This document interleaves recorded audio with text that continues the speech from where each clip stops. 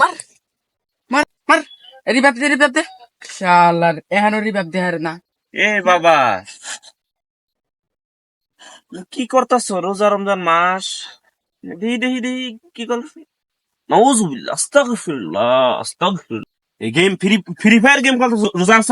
আছে আবার দেখি মুখের ভাষাও খারাপ করতেছ।